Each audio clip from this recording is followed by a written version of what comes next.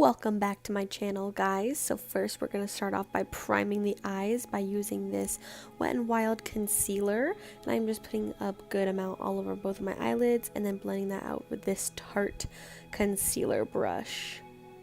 And I am spreading that evenly all over the place and then setting it with this Laura Mercier translucent setting powder. And I'm using this big fluffy creased brush from It Cosmetics.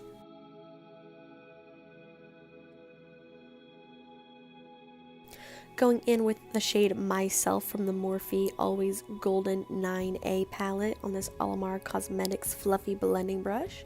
That is going to be our transition shade, and I'm putting that all into the crease and upper crease region. To deepen it up, I'm taking the shade Witness on this Anastasia Beverly Hills brush on the fluffy side, and I am putting that more on the outer corner and a little bit above the crease. Then taking the shade Bruise, which is a dark chocolate brown on this Real Techniques brush, I am putting that even more into the outer corner and keeping it very low in the crease to add that depth and dimension to the eye look.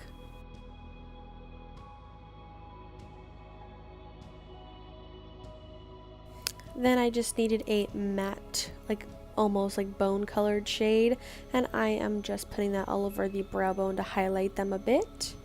And we are going to cut the crease just slightly so that way we can make it pop a little bit more. I'm going to use the same concealer and brush that I used before to prime the eyes, and I'm not making this super dramatic or anything. I'm just following the natural crease of my eye, and I cut that out, and I ended up using that same bone shade to set it down so that way it wouldn't go anywhere and the look was more cohesive with the colorings and whatnot.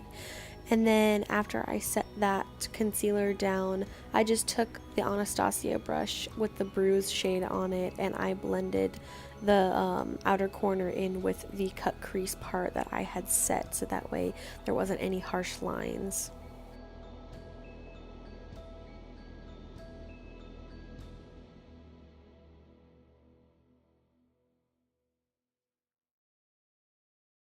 If you ever want to make a look more dramatic, you can use winged eyeliner or do winged eyeliner. This is a brown eyeliner from Wet n Wild, and since this is a very neutral look, that can pretty much go with any kind of dress or anything that you're going to wear, instead of using black, which could be a little bit more harsh.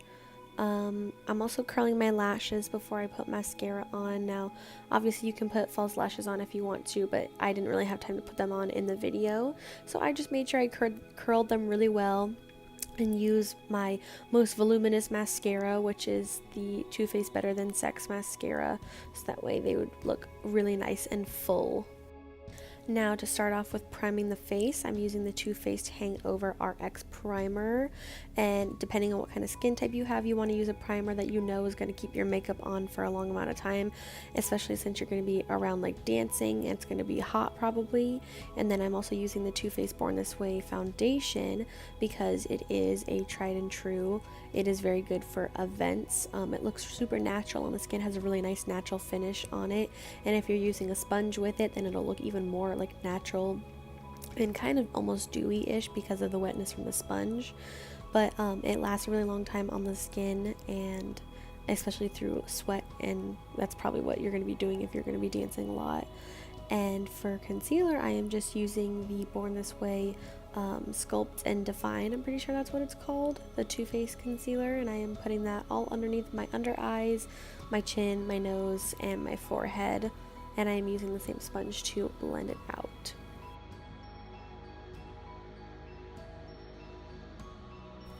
To set the face, you want to set your face with a powder that isn't going to give you flashback, and I'm not sure if I use the Laura Mercier translucent powder or if I use the Becca Hydra Mist powder, but definitely want to apply all that powder to the T-zone of your face where you get oiliest the most, and then obviously just lightly set the rest of your face. If you don't want flashback, don't set your face with a translucent powder because you will get flashback.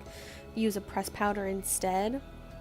And for To finish off the eyes, I'm taking this defining brush and I'm going back in with those shades, putting the darkest shade on the lower lash line towards the outer corners of my eye, and then taking the lighter shade and kind of just blending it in. And then to contour the face, I'm using the Too Faced Chocolate Soleil bronzer with this Real Techniques contour brush to hollow out those cheekbones.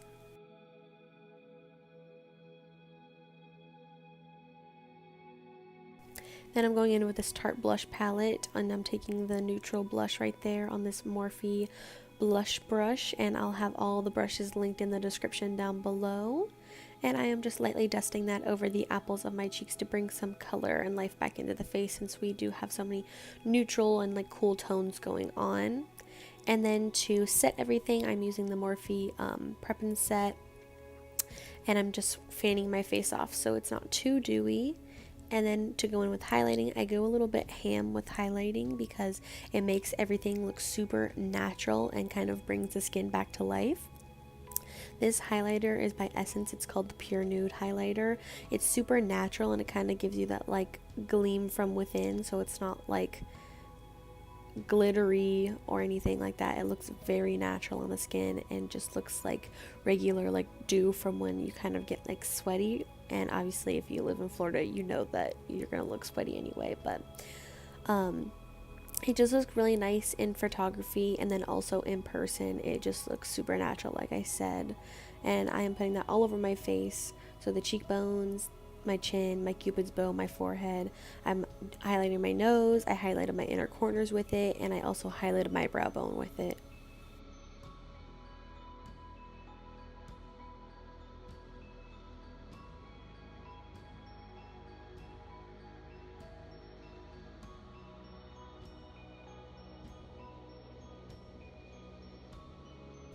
I wanted to keep the focus on the eyes, so I am taking the shade Let's Cuddle in this Dose of Colors liquid lipstick, which is a very like peachy, like nude shade almost, and I just applied that all over the lips to kind of keep the eyes more in focus rather than using a bold lip color.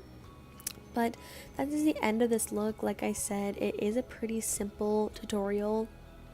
You don't have to wear this look for homecoming, but if you choose to, then go right ahead and let me know if you do. Subscribe, comment, share. I hope you really liked this video, you guys. Let me know what you want to see down below, and I'll see you in my next video. Bye, guys.